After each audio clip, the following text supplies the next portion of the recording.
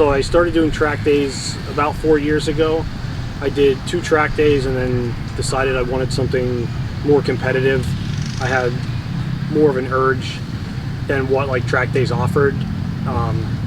So I started racing the following year, which would have been 2016. And I started doing mostly just New Jersey and Summit. And then the second year, going into the second year, I really put like high expectations on myself and kind of set like a pretty high bar. And I wasn't able to, like I was having a rough year at the beginning of the year, and then I crashed. I had like a high side coming out of turn 9 at Summit, and then crashed the following weekend, or the following race weekend here at Jersey. I crashed going into turn 3 and just had like a rough season overall, and kind of like got a little burned out on racing from like the money that was like getting put into it, and the results weren't there. So I took a step back. Brett Baker and Bill Sink brought me on board as a coach with Evolve, and I've really enjoyed doing that over the past 2 years. That's been great. I've met a ton of awesome people, and I've actually learned more to help me like be a better rider since then, just with coaching. But I still had the itch. I know, like just in the last couple track days we've done, it's hard. It was hard for you to like keep the same pace that you know you're capable of. Yeah, absolutely. So like I was always at least like 5 seconds off pace, it seemed like, when I would go to the different track days. Like even going out in an advanced group, I just had like a tough time flipping that switch and like dropping back into where I was like with racing. It's just different. Like I just had like a different mentality with coaching, trying to be like a lot more courteous with passing and like not wanting to crash and everything else. You're basically like the liaison out on track. Like anybody who needs help, you're there to provide it for them. So it doesn't lend itself, it's not that you can't run a fast time at a track day, but it doesn't necessarily lend itself to, you know, running the competitive race times that you were used to from your first 2 years racing. Yeah, so, especially because I really enjoy doing like the GT1 and helping like the first time riders. I think that's awesome. So I did a Moto Gladiator race, and that's what like gave me the itch to start racing again, was like getting out there with the Moto Gladiator people. And I was like, after that I was like, I miss it more than I thought I did. So like midway through this summer was kind of when you, like the inception of like the idea that you were going to race again this weekend. Yeah, gotcha. Like, probably like 2 or 3 months ago when we were at Lightning. Yeah, and that was when I kind of realized that like I screwed the pooch buying a GSXR. I was like, oh, I should just keep the R6 and start racing. Yeah, exactly. So what, coming into today, like what were your expectations for as far as how you were going to do? None. You had none? None. And I just wanted to finish. And how did you do? Like walk us through like your practice this morning, and then you did the GTU race? Yes. So I did the GTU and I was doing pretty well. I felt pretty good out there.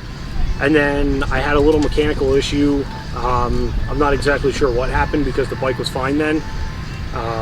But everything completely locked up, like the rear, like everything on the drive side of the bike locked up. It wouldn't let me shift, nothing, until like I slowed down enough. So not wanting to risk like crashing out because of that, I pulled off and just called the race early, came back in, checked over the bike, went back out for a middleweight super bike, I believe it was, and felt good. Like I was actually surprised at like the people that I was able to keep up with, knowing like what other people run here. Right. So like my goal by the end of the weekend for tomorrow was actually to like get somewhat close to what I had done before when I raced, which like my best time around here ever is like a high 29. Yeah. So I would have been, my goal was actually 32s. I would have been pretty happy with. And then actually by the third race we were at a 32.8, and then I just checked Race Monitor now, the last race of the day I got down to a 31.7. So tomorrow is just going to be keep going. And so today I just missed out on like a top 5 by like half of a bike length. So I would think I'd like to do like at least get into the top 5 tomorrow, and just try and like maybe even drop to like that 30, like minute 30 pace again. Yeah. And see if I could like consistently get into like the 130s again and go from there. Track days, like it's always in the back of your mind, like not to crash, and like here you kind of just put thought to the side. Send it. So it's a different mentality at the race weekend, so I feel like that helps me push a lot more than I would even running like advanced group sessions. Like I just don't feel as comfortable pushing there. Right. So Because everybody's got to go home and go to work on Monday. Not that that's not the case same now. thing here, but I just care a little less. Yeah, but you actually have a nice piece of wood or a nice little plaque. plaque to take home. Yeah, for your bragging rights. David Grimm slaves over making those, so you gotta support him. Yeah.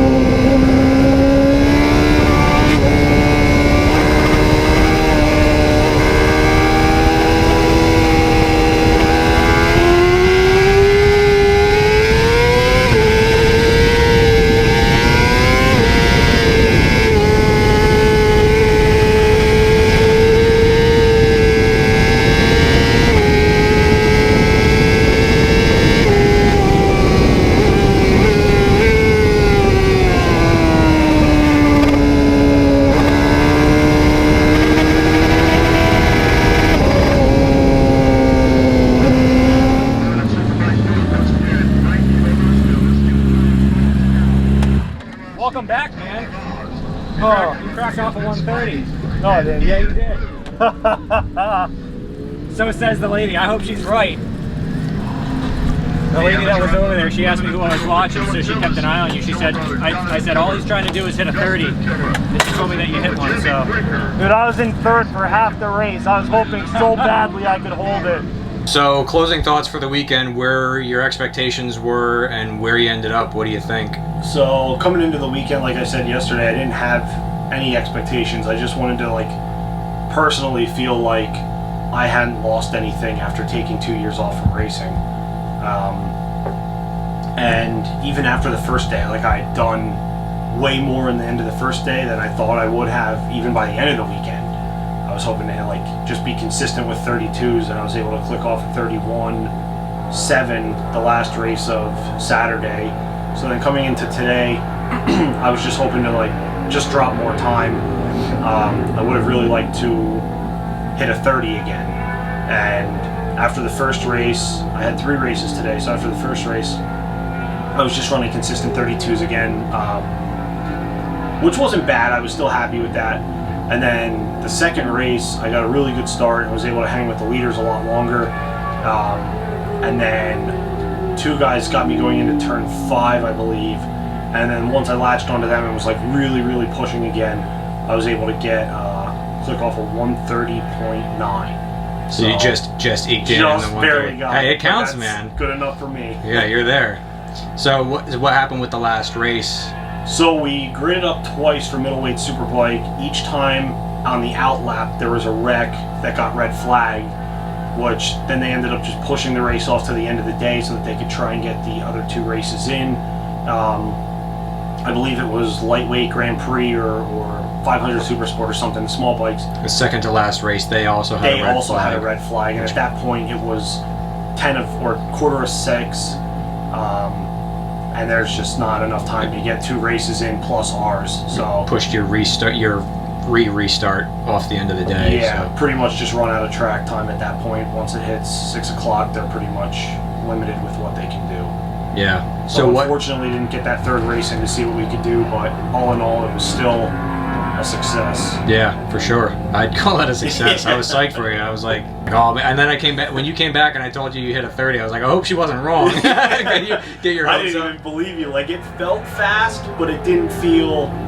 You were just flowing. Like, I was still trying to put things together. Yeah. Like, even on that lap, there were still things that, like, I know I've done differently in the past, that it's just trying to, like, push your markers a little bit more just to, like, have that confidence again. For sure.